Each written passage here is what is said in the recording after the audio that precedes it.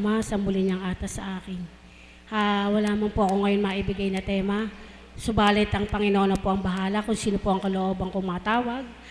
Sa patnubay po niya. Hindi po na tayo pababayaan. Amen po ba? Palakpakan po natin ang Diyos. Nais ko pong tawagan ng bagong kapatid namin na bagong hirang. Maipahayag po niya kung ano po ba no ng pakiramdam ng isang naglilingkod at isang yung pangsanlibutan na nagawain na pang sa bawat araw. Muli po natin ay pakinggan po natin siya sa daling ito. Tinatawagan ko po si kapatid naming alagad na si kapatid na Elsa.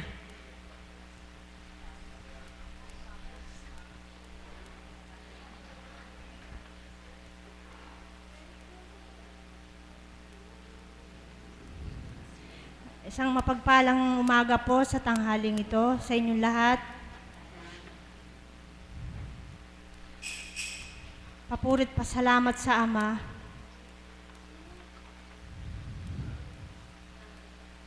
Sa aking buhay, sa dating buhay sa sanlibutan, mas gusto ko po ngayon na nakilala ko ang Diyos na buhay. Sa dating buhay ko, alang saysay. Ngayon nakilala ko po ang Diyos na buhay sa buhay ko. At nagpadama sa akin.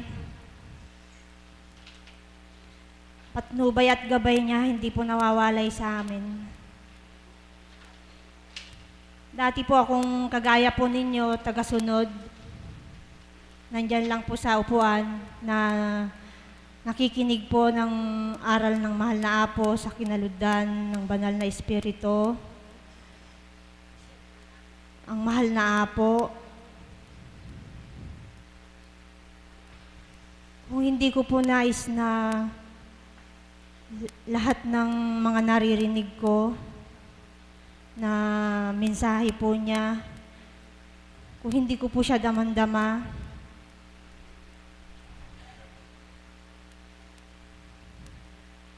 baka po magulo na rin ang buhay ko. Pero ngayon po, nakilala ko siyang buhay, nananahan sa aking puso, kung paano po makikibaka sa buhay, pagsubok, kung paano po nagagampanan kong lahat-lahat. Inaalay ko sa Ama.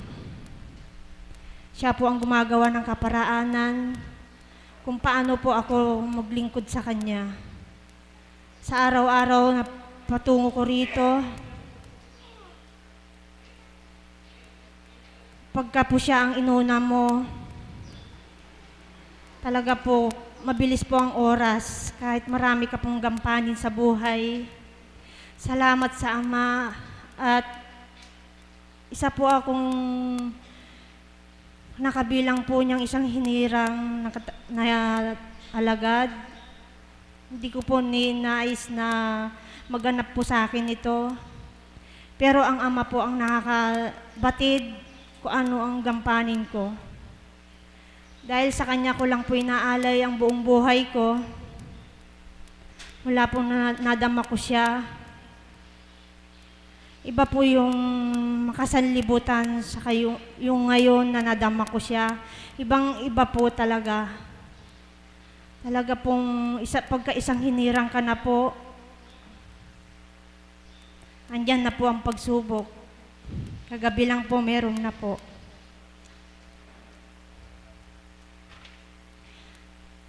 Ang aking panganay, talaga po pagka wala ka po sa Ama, kung hindi mo siya makilala, siguro litong-lito ka na sa nagaganap sa buhay mo. Pero andyan sa buhay mo, damang-dama mo ang Ama, siya ang kilala mo, hihiling ka lang sa Kanya. Binibigay niya po talaga ang kagalingan ng anak ko. 2 beses po nagsuka, galing lang po ako ng prosesyon nung ano namin, sa baryo namin. Pagdating ko po, ganun po ang sabi ng anak ko, Mama, ganun po. Patawad po kung may nasabi kong hindi ayon. Nagsuka po siyang 2 beses. Sabi ko, anong ginawa mo? Minom lang daw po siya ng tubig. Sabi ko, minom ka ng mainit na tubig at maligam-gam, lagyan mo na asukal. Nilagyan ko po ng asukal at sinabi ko po doon sa tubig na may asukal na yon, Ama, pagkakaloob mo na itong tubig na may asukal na maligam-gam, maparam po ang aking karamdaman ng aking anak. Pangalawang suka po niya, talaga pong kabilis po ang ama. Sinusubaybayan ko po yung anak ko kung anong nararamdaman pa uli. Okay na daw po siya. Di ba buhay ang Diyos? Mas gusto ko na ngayon kaysa yung dati kong buhay.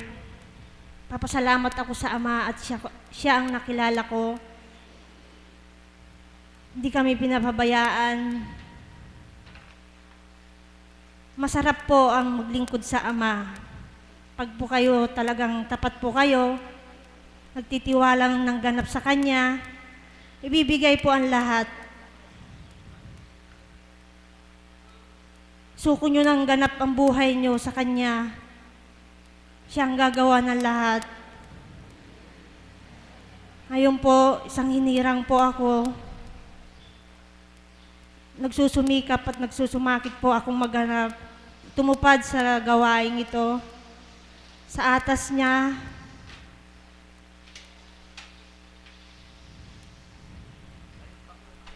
di ko po alam kung ano ipapaliwanag ko po sa iyo, pero talaga po ang ama na lang po ang nakakabatid kung ano ang gampanin sa buhay ko ngayon. At yun lamang po at maraming salamat po.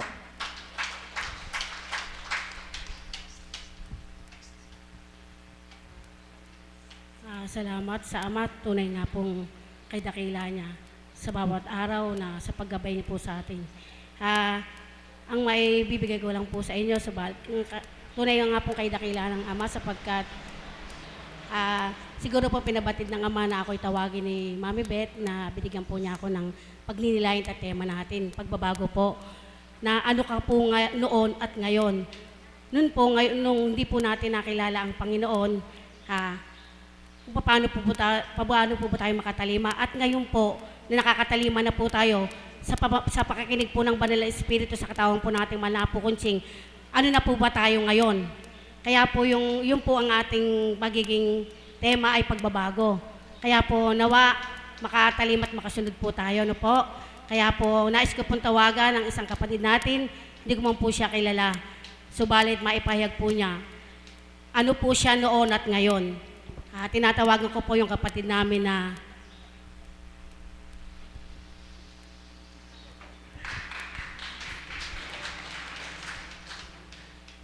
Magandang umaga po sa inyong lahat.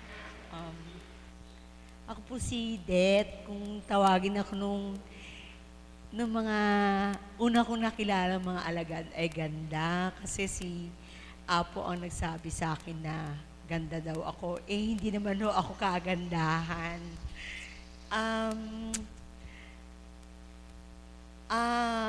Kami ho matagal na dito kasi ang nanay ko dito gumaling. Hindi pa buo yung dambana na to, maliit pa lang. Napunta na kami at nabalitaan namin to through Tita Dory. Kay Tita Dory. Hindi ako madalas na napupunta dito, lalo na in the past. Nung nakaraang 2 taon, kasi masyado akong naging abala. Maraming mga pangyayari, mga bagay-bagay na naging abala ka, pero nagpupunta ho kami dito pag may okasyon. Minsan, yung patapos na yung misa, magpapacheck lang ng attendance. To be honest. Kasi ang nanay ko tsaka tatay ko matatanda na, 77 and 78. At ako ay sumasama lang. napakalaking hamon ho sa akin yung tumayo dito kasi ang pakiramdam ko ho hindi pa ako karapat-dapat na magsalita at mag-share kasi kung tatanungin niyo ho at kung makikita ako nung iba, lalo na sa lugar namin, ako ho ay palasimbang tao. Laman ho ako ng simbahan, I see to it na every 7 o'clock mass, nandun ako. Kay puyat ako o kay marami ako ginagawa. Para bang malaking bagay sa akin yung pagsisimba. Sa dami ho bang sakit ng ulo, mga responsibilidad at obligasyon, parang ang pakiramdam mo, doon ka talaga humuhugot ng lakas. Yan ho, isa sa mga bagay na natutunan ko dito sa Dambana. Gayunpaman, hindi kami madalas dito. Kasi ang nagiging isa sa mga prinsipyo ko sa buhay at bilang Katoliko at Kristiyano, yung makasunod ka sa Ama kahit saan sulok ng daigdig. Kahit nasa bahay ka, basta ang ginagawa mo sa unang-una sa kapwa mo ay tama. Sa akin, yun ang pananaw ko bilang isang naniniwala sa isang Panginoon.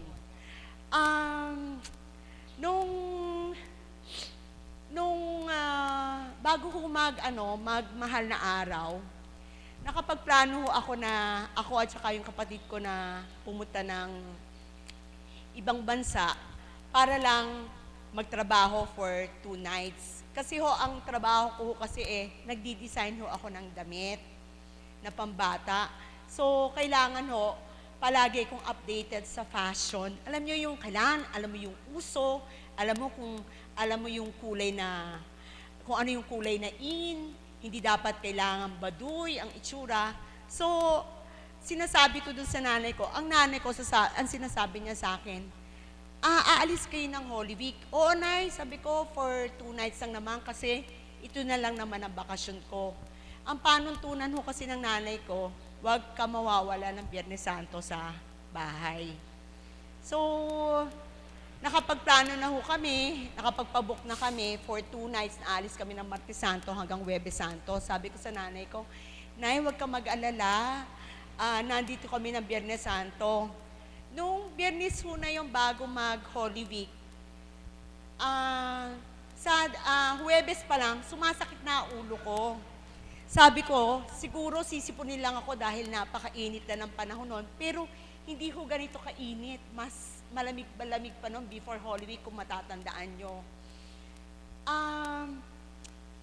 Ang ginawa ko, uminom lang ako ng tubig kasi sabi ko, sisipunin lang ako. Nung Biyernes ho yun, nung Biyernes na naman, 10:00 ng umaga, sumakit na naman ang ulo ko. Sabi ko, iba na ito.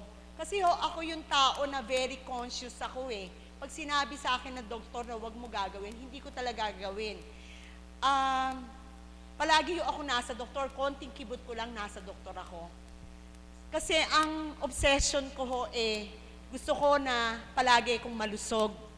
Kasi unang-una, nagsisilbi ko sa magulang ko May mga taong umaasa sa akin dahil huminegosyo kami. So, palaging yun ang iniisip ko na wala kang karapatang magkasakit. So, Friday yon, sabi ko after lunch, na mahinga ako, pero ako ho kasi yung taong hindi marunong matulog sa tanghali. Ako ho kasi yung kakailan sa dali, magtatrabaho ulit, pagkatapos hindi ko titigilan ng trabaho nang hindi tapos. At saka pagkatapos lang matapos yung trabaho, saka lang ako marerelax, manood ng TV, mag-exercise. Ganun ho ba? So palagi lahat sa akin nakaschedule. Pag nabago yung schedule ko, yung maiinis ako sa sarili ko na tinamad ka na naman, ganyan-ganyan. So talaga ako yung pag-focus sa work lang talaga. So nung mga bandang 3:00, nagpa-BP ako. Ang BP ko ho 140/90. Hindi naman ho ako tumataas ang presyon. Tumaso ang presyon ko nung araw pa. Ngayon, ang sabi sa akin nung nag-BP sa akin, maligo ka kasi mainit lang. Then naligo ho ako, nag-relax na and everything. As in, nanonood ako ng TV. Suddenly, sumakit na naman yung ulo ko at may palpitation. Nung binipi ulit ako, 160/100. Sabi ko doon ganun sa tao ko, tawagin mo yung kapatid ko. Ako, magbibihis lang, pumunta na tayo ng ER.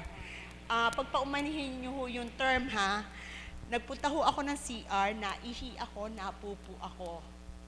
So sabi ko ganun. Tapos punta kami sa ER. Pagdating ko sa ER, parang 130/90. So sabi ganun sa akin nung alam niyo naman ho, pag napunta ka ng ER, kung ano-ano tatanungin sa iyo, history and things like that. Sabi ko, may lahi kami talaga ng mga matataas ang presyon dahil yun ang history ho ng nanay at tatay ko. Mahaba ba? Ang gusto ko lang ho sabihin sa inyo ay, dinidetalye ko ho kasi para maintindihan nyo. Kasi sa akin ho kasi bago mag-sink in, napakatagal eh. Kaya pagpasensyahan nyo kung medyo mahaba yung storya at pipilitin ko sana linawin. Mahal na Ama, tulungan mo ako na i-deliver ito ng maayos. So, sabi sa akin, magpa-blood test ka the following day, bibigyan ko lang ikaw ng pain reliever. So, first thing in the morning ho, nagpunta ako sa high precision, nagpa-BP ako, at tinawagan ko agad yung pinsan ko na nasa Maynila na doktor at sabi ko, hintayin mo ako ha, kasi pupunta ako dyan. Pipilitin ko ng alas 12. Alam nyo ang finding sa akin? Meron akong hypertension na sabi niya, okay lang yan kasi lahi naman. In between, sabi niya dapat sa lahi ninyo, in between 40 to 45, nag-manifest na yan. Maswerte ka kasi 47 years old ka na nung nakita na may hypertension ka. Ang sabi ko sa kanya, aalis ako ng Martes, 2 gabi ako mawawala. Sabi niya, okay lang. Basta bibigyan kita ng gamot sa umaga, bibigyan kita ng gamot sa hapon. Tapos ngayon, ang sabi niya sa akin, bibigyan kita ng gamot na pag nag-160/100 na naman yung BP mo. De, Sabado yon, Linggo, 110. Napakaganda ho ng BP ko sa totoo lang.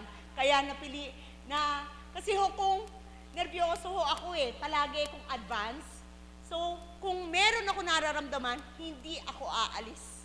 Hindi ako aalis, mag-i-stay na lang ako sa bahay. So, umalis ho kami. Pagdating ho namin dun sa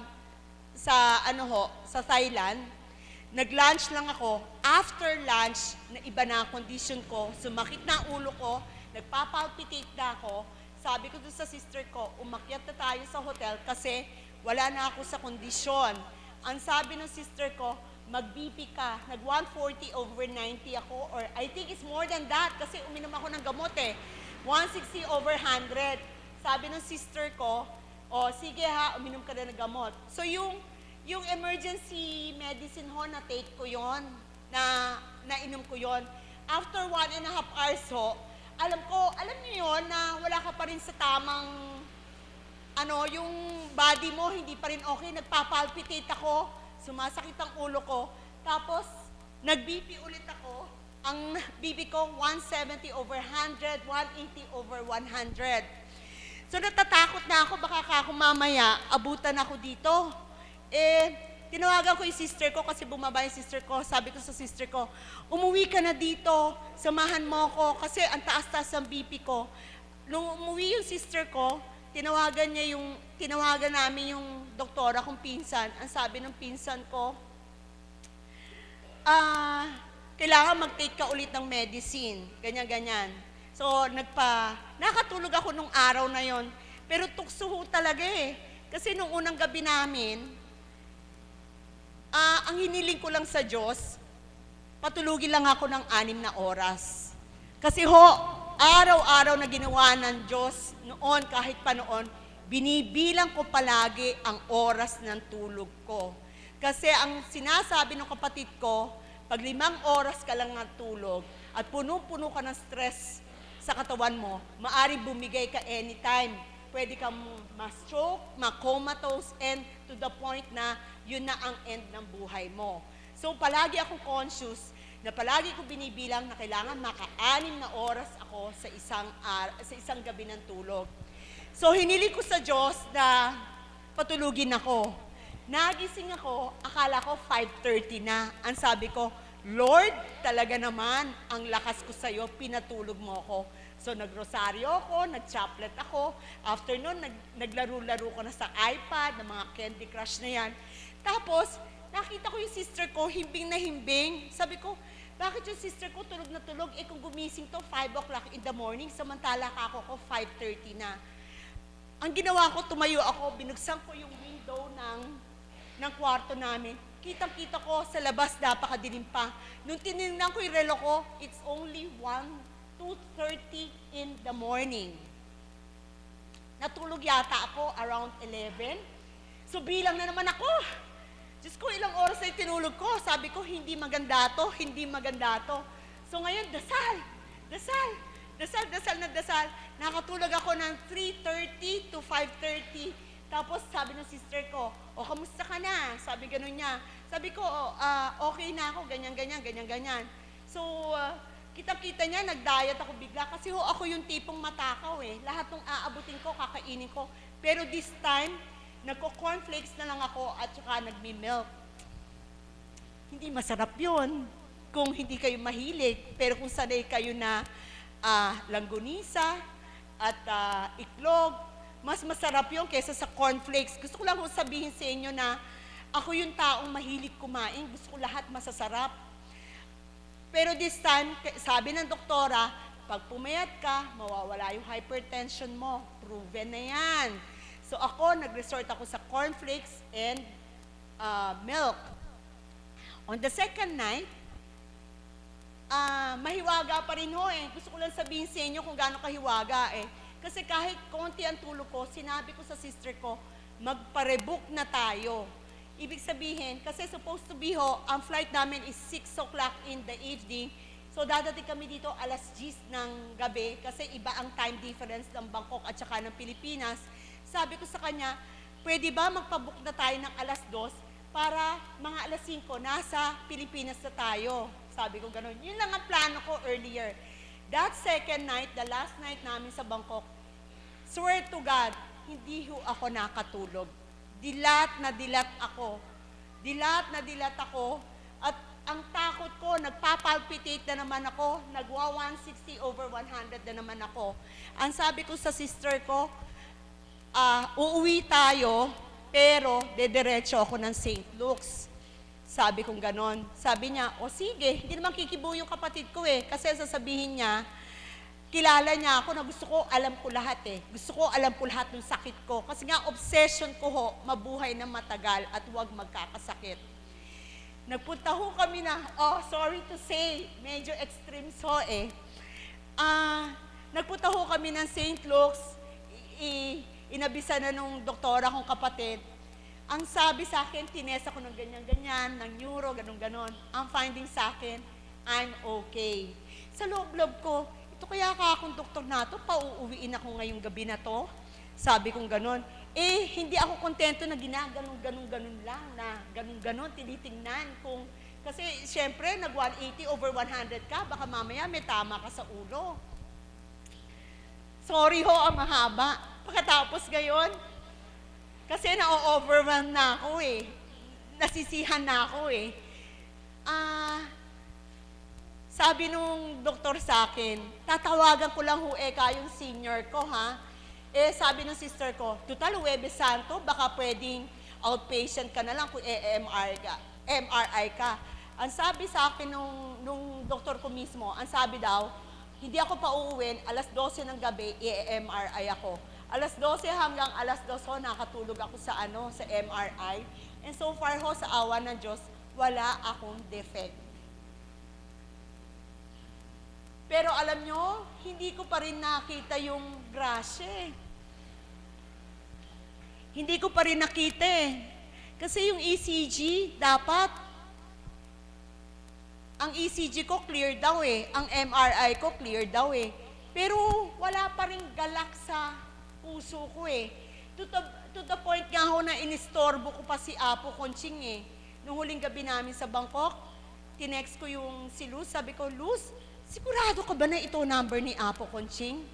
Ako ho yung nirefer niya na hindi pumapasok yung text. Ewan ko if you remember that, na nung minsan nag-share siya, ako ho yun. Kasi nandito ako nung Lunes na yun, right after Easter Sunday eh. Nagpunta ako dito to make it short, nagpunta ako dito nung after Easter Sunday, nung Lunes na yun, nandito ho ako, nandun ako.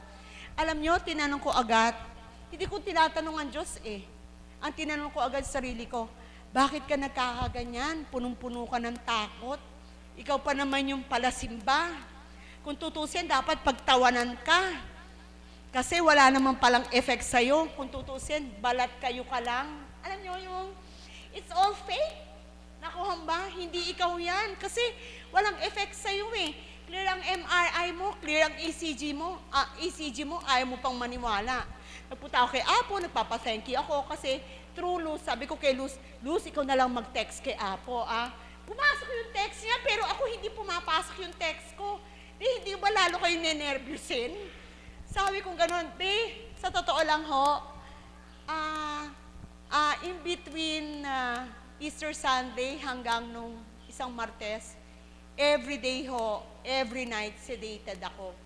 Meron hong pampakalamang. Honest to goodness, I still rely on my doctor up to this moment. And kaya nga sinasabi ko sa inyo, hindi ho ako dapat pang tumayo dito, pero naatasan ako. So might as well, sabihin ko sa inyo kung hindi gawang biro ho yung kalabanin mo mismo yung sarili mo kasi ninenervyos ka. Punong-puno ako ng takot. May ulo naman ako kahit paano. Kaya lang, hindi ko gamitin ng tama. Hindi po ba? Mambet, nung isang kahapon ba yun? I think, kahapon yata, tumpak na tumpak ka sa akin, Mami. Matalino, sabi kong ganun, Diyos ko, matalino ba ito? Nagpapatakot.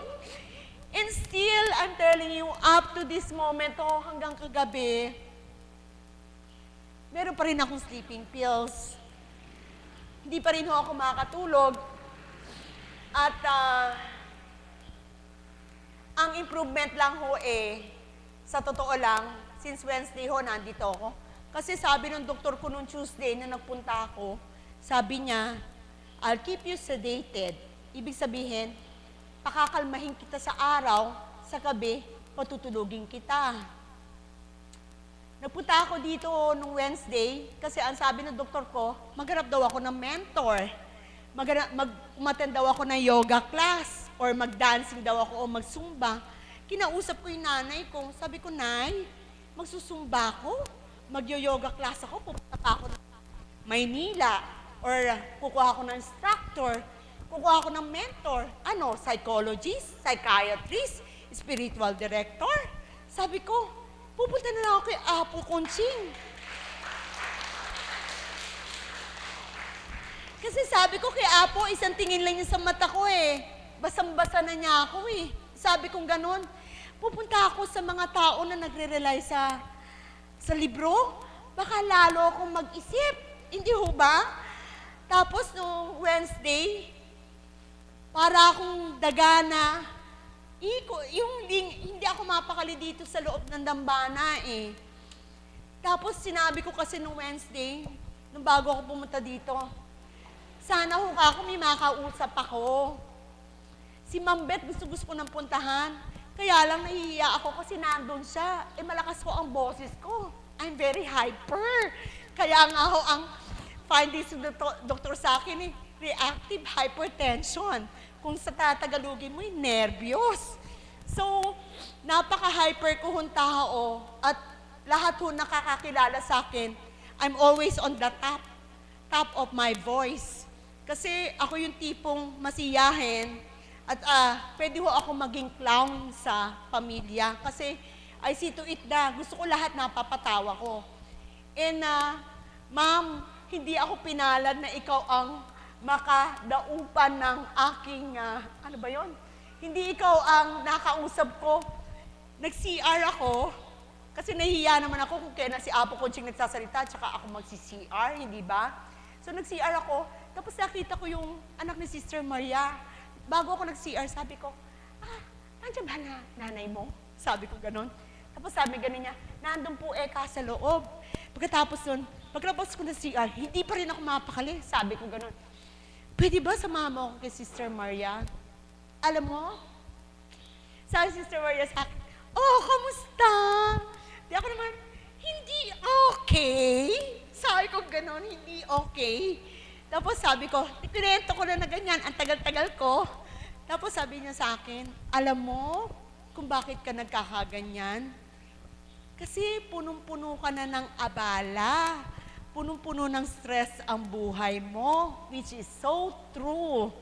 Totoo-toho, sagad sa buto. At ang sabi niya sa akin, pinababalik ka dito sa dambana. Sabi ko, hindi ho ba yun lang? Grasya na. Grasyang-grasya na. At ang sabi niya sa akin, Thursday, magsimula ka na ng magbanyos. Sabi ko sa kanya, alam mo naman, hindi ako pwede magdire-diretso. Sabi ko, kasi alam mo naman yung hanap buhay namin.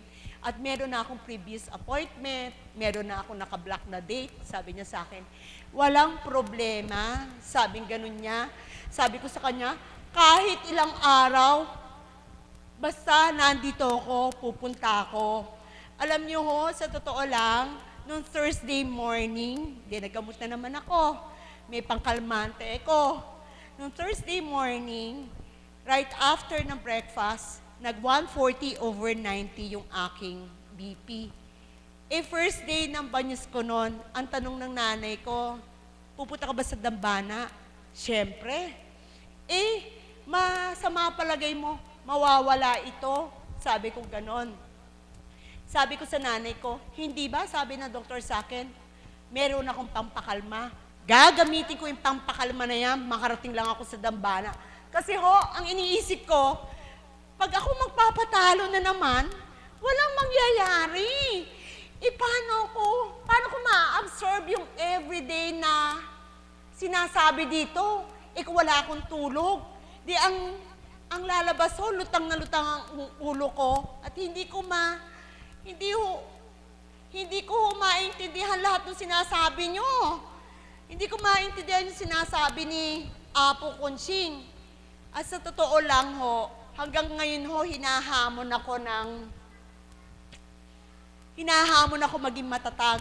Kasi everyday, since nung Wednesday, hanggang nung Sabado, hanggang kahapon, hanggang kanina, maski nung nagsasayaw tayo dito, nung nagsimula tayo ng prayer, sumasakit ang ulo ko. At alam ko, pag sumasakit ang ulo ko, inaanatake na naman ako ng nervyos. Pero sa awa ng Diyos, nung nagpapuri na tayo, nawawala na. At hanggang ngayon, hindi pa sumasakit ang ulo ko. Ang mahalaga sa akin, sa totoo lang, ang mahalaga sa akin ngayon, nabuksan ang puso't isipan ko. Ang dami kong pagkakamali. At hindi gawang biro ang mag-sorry, lalo na dun sa ginawan mo ng pagkakamali. At marami pa akong dapat linisin. At ako ay sinasabi ko nga, hindi ako titigil hanggang hindi naliliwanagan. At sinasabi ko sa Diyos, at sinasabi ko sa Ama, dagdagan mo pa kung gusto mo, okay lang. Itong pagtulog na to, sabi ko, 8 years ago, 1 buwan ako hindi nakakatulog. Pag nagbasa ako ng Bible, nakikita ko demonyo. Yes! Hindi ko kinahihiya yun. Ito insomnia ko, it's not new to me. And ngayon kung kailan napakalapit ko na akala ko malapit ako, natitigatig ang tiwala ko sa Diyos. Kanina nga sinasabi ko kay Nanay Rosie, tamad na tamad ako pumunta sa simbahan. Kasi paano tunan ko nga pumunta ng simbahan ngayon pa naman ako papalag kung kailan ako nagaganito. Tamad na tamad ako kanina. Alam mo, pagdating ko sa simbahan, ang sabi ng pare sa sermon niya, unang-una, alam ko, lahat kayo naniniwala. God is the provider. Siya nagbibigay ng lahat. Pero unang-una, ang dapat natin, magtiwala muna tayo. Yun ang nawawala sa akin. Magaling lang akong humingi. Pero pag nawawala na. So, hindi ko kinakahiya na ang sitwasyon ko ganito. Punong-puno ho ako ng pangamba, pero pinipilit ko ho talaga na mag-reach out. Ang sinasabi ko, ang dasal ko lang palagi, wag akong mawalay sa kanya. And the fact, ang katotohanan unti-unting naliliwanagan ang isip ko at saka ang puso ko, that's more than enough for me for now. At I take one day at a time. Ma'am, I take one day at a time. And for me, it's more than a blessing at sobrang pagdinilay, regalo, at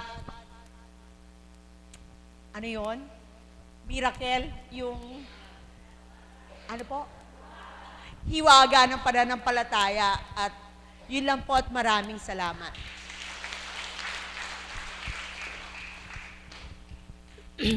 Mapalad ka kapatid sapagkat sa maraming naramdaman mo sa katawan mo, hindi ka pa rin pinabayaan ng Diyos.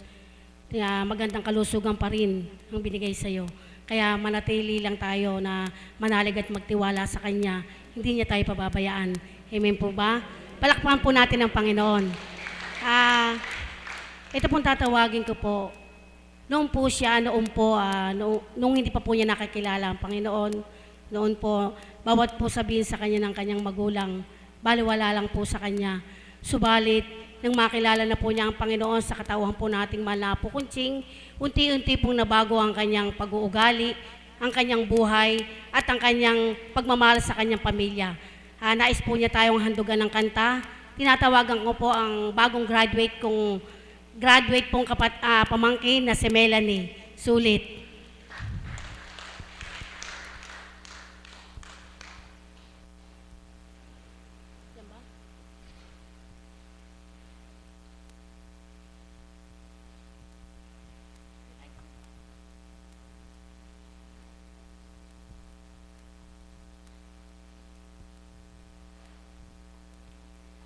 Isang mapagpalang umaga po sa inyong lahat. Buhay po ba ang Diyos? Nagpapasalamat na po ako sa dakilang Ama. Binabalik ko po ang papurit pasasalamat ko po sa Kanya sapagkat nakamit ko na po ang tagumpay na kagustuhan po niya at ngayon po aawit lang po ako na para po sa Kiganda ng buhay, mahal kong Diyos. Pagmamahal sa mundo'y bumuhos. Salamat sa pag-ibig na mula sa puso mo. Salamat sa buhay na galing sa'yo. Ikaw na ang bahala sa amin, Ama. Sa mga araw na darating pa, dalangin namin ay pagpalain mo sana sa bawat sandali. Ikaw na ang bahala.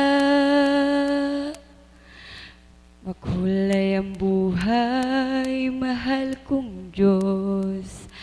Pagmamahal sa mundo'y bumuhos. Salamat kaya po na iyong kinalugdan. Salamat sa buhay na galing sa'yo. Ikaw na ang bahala sa amin, Ama. Sa mga araw na darating pa, dalangin namin ay pagpalain mo sana. Ikaw ang pag-ibig namin at pag-asa. Ikaw na ang bahala sa sa amin, Ama, sa mga araw na darating pa. Tanging sa'yo lamang hihingi ng awa, at sa bawat sandali ikaw na ang bahala. Ikaw na ang bahala sa amin, Ama, sa mga araw na darating pa. Dalangin namin ay pagpalain mo sana, ikaw ang pag-ibig namin at pag-asa. Ikaw na ang bahala sa amin, Ama, sa mga araw na darating pa. Tanging sa'yo lamang hihingi ng awa, at sa bawat sandali ikaw na ang bahala. Salamat po.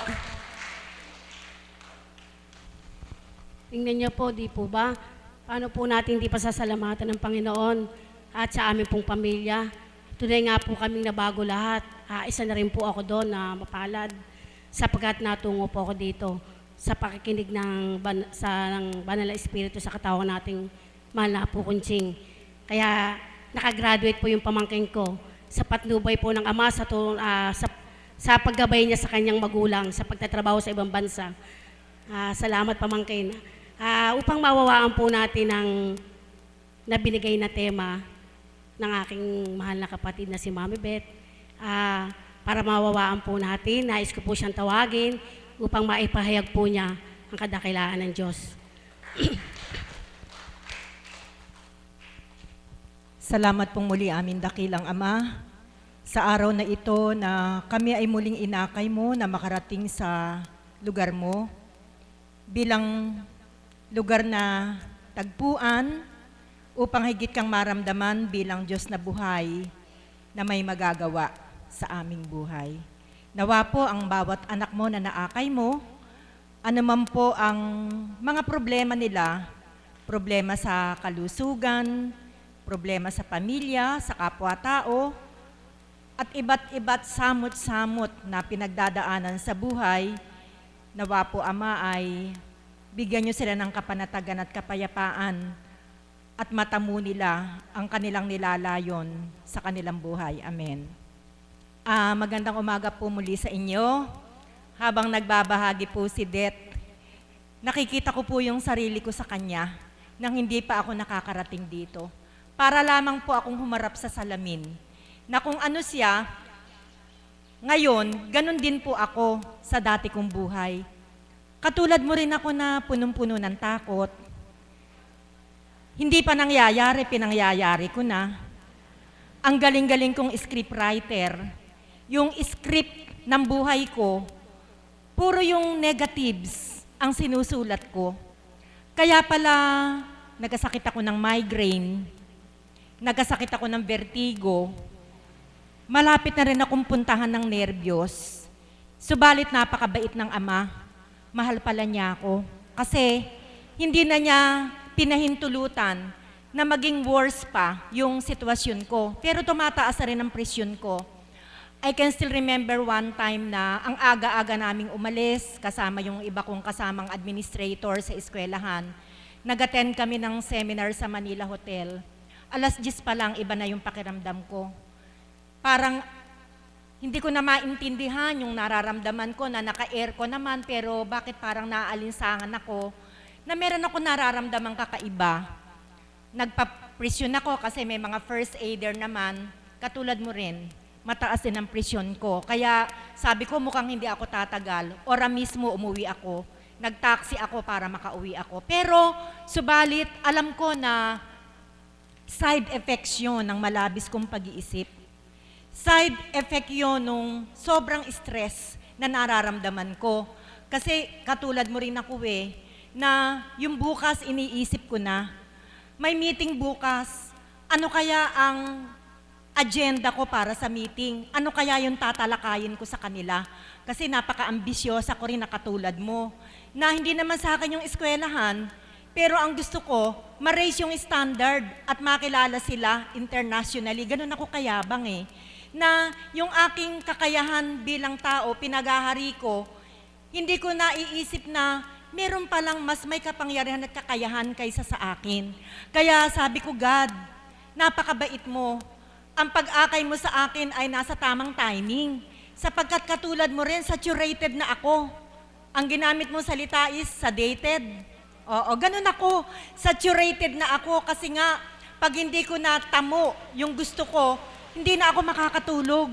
At dumating na rin ako sa punto na naghanap na rin ako ng solusyon sa problema ko kasi hindi ko siya kilala. Kilala ko siya pero napakababaw ng pagkakilala ko sa kanya. Kaya naghanap ako ng pwede kong gawin para makatulog ako. Nagpunta ako sa isang doktor sa Baliwag, hinatulan ako ng pampatulog. At itong pampatulog na to, hindi mo to mabibili nang walang pirma ng doktor. Nakarating pa kami sa Plaridel para makahanap lang ng gamot na to. Subalit, parang nagiging worse ang nararamdaman ko. Tama, nakakatulog ako. Pero pagkatapos kong makatulog na mahimbing, kinabukasan, para naman ako nakalutang sa alapaap. Ang feeling ko parang wala akong ulo.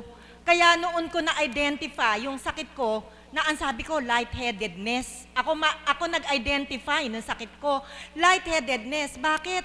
Kasi feeling ko wala akong ulo Parang nakalutang lang ako. Sobrang pag-iintindi, sobrang stress, sobrang ambisyon, sobrang paghahangad, yun ang napala ko na napala mo din. Kaya, napakapalad ko. In that point in time, na kung nagtagal-tagal pa, baka baliw na ako, noon ako hinanap ng Panginoon. Mahal pala niya ako. Dinala niya ako sa banal na lugar na ito. Ang pagkakaiba natin, hindi ako nagdepende sa doktor. Nagdepende ako sa Diyos, pinagaling niya ako. Palakpakan po natin ang ating Panginoon. Kasi, ang pinagmumulan pala ng mga karamdaman ko hindi katulad ng ibang sakit na affected by outside forces. Ang sakit ko, ang pinagmumulan, mismo yung sarili ko. Kaya dapat magamot yung sarili ko. Kaya nga pinagmamalaki ko hindi ako nagpabanyos. Wala akong ininom na dahon-dahon.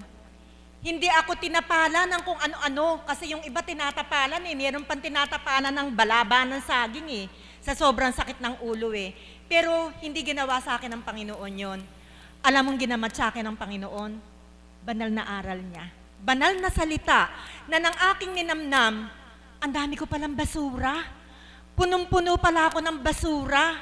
Para pala akong kabinet na ang laman mga basyo ng pabango, basyo ng mga lotion na iniingatan ko kasi imported pero wala naman saysay. Alam mong ginawa ng Panginoon, sabi niya sa akin, itapon mo lahat yan. Yung aparador na yan na wala naman laman kundi mga pinagamitan mo ng kung ano-anong bagay na tinuturo yung souvenir, walang halaga yan. Itapon mong lahat yan. So hambing sa iyong pagkatao, lahat na yan, itapon mo. Ako ang paghariin mo, kapayapaan, ibibigay ko sa'yo. Palakpakan po natin ang buhay na Diyos. Noon sabi nila mukha daw akong bruha. Sabi nga ni Tita Ana, nung una daw niya ako makita, akala niya 75 years old na ako 56 lang ako noon. Biro mo, binaliktad yung edad ko, masigit pa. Sabi niya mukha daw akong 75 years old. Talaga namang yung mukha ko napakabangis. Kasi yun yung personality kong dapat napatunayan ko Pero hindi ng personality ang gusto sa akin ni God. Ang gusto sa akin ni God, personality ng isang maamong anak, isang maamong tupa, isang personality na makita lang ako tipong ako'y mapagmahal. Hindi ang personality ko, kaya alang may gustong lumapit sa akin. Kaya nga, one time nag-post ako sa Facebook sana ma-friend kita, mabasa mo yung mga pinopost ko, makakatulong para makarelieve ka. Sabi nga niya sa akin, Ma'am, honestly, Kaya kami takot sa'yo kasi yung aura ng mukha mo Totoo yun, yung aura ng mukha ko, kaya sila takot. Kaya nga nung una pa lang ako dito, merong nagpagamot na magulang from St. Mary's. Nang makita po ako dito, ang tanong, hinusgahan ako, bakit nandito yung bruha na yan? Ang sakit Hindi ba? Ba't daw nandito? Kasi inang impresyon nila sa akin, mukha akong bruha. Kasi nga, wala pa si God sa akin Ang pinapanatili ko, yung ugali ko na gusto kong makamit sa sarili ko, pero hindi inang gusto ni God. Kaya ganun ang tingin nila sa akin, mukha akong bruha. Subalit, na makarating ako dito, sabi ko nga sa'yo, ginamot ko, ang naging antidote sa aking mga karamdaman ay walang iba, kundi ang banal na aral na iniluluwal ng banal na espiritu sa katauhan ng ating mahal na Apo Kunching. Palakpakan po natin ang ating Panginoon. Subukan mo. Magtiwala ka. Ayaw ni God ng 99.9%. Ikaw nagre-rely ka sa gamot 50-50 ka Sorry to say that. Kasi kung nagre-rely ka talaga sa kapangyarihan ng Ama, yung mga gamot na yan kung hindi ka talaga pagagalingin ng Panginoon, hindi ka naman gagaling Pero pag binigyan na niya ng kapayapaan ang kaisipan mo at puso mo, daig mo pa nag-take ng 500 milligrams na gamot. Ang kailangan lang sa ating buhay, sabi ko nga, magtiwala ng lubusan.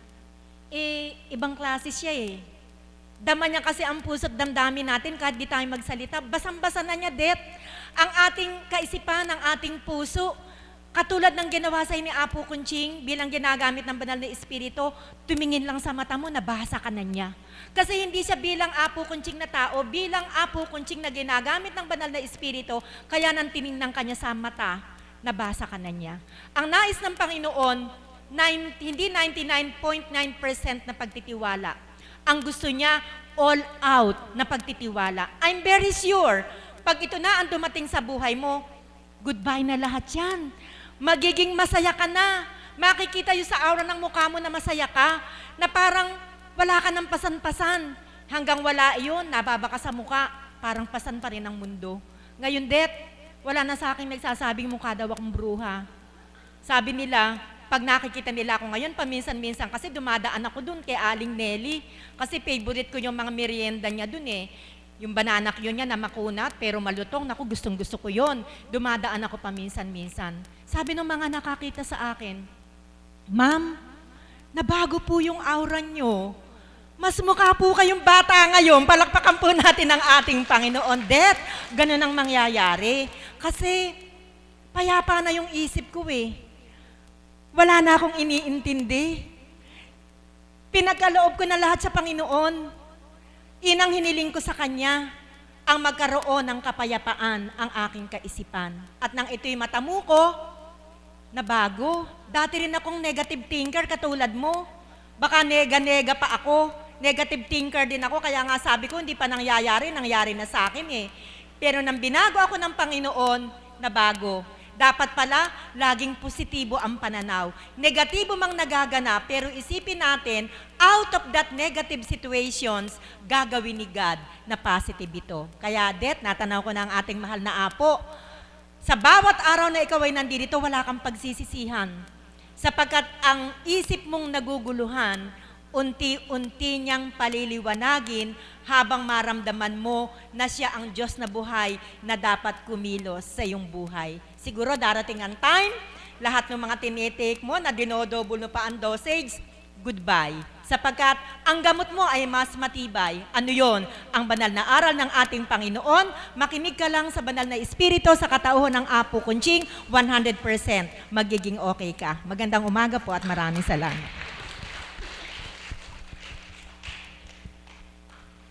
Tunay nga po yung binahagi ni Mama Beth, isang dali lang po. Sabi po kasi, nung po kasi may nakasakay ako, nag-aral po sa St. Mary.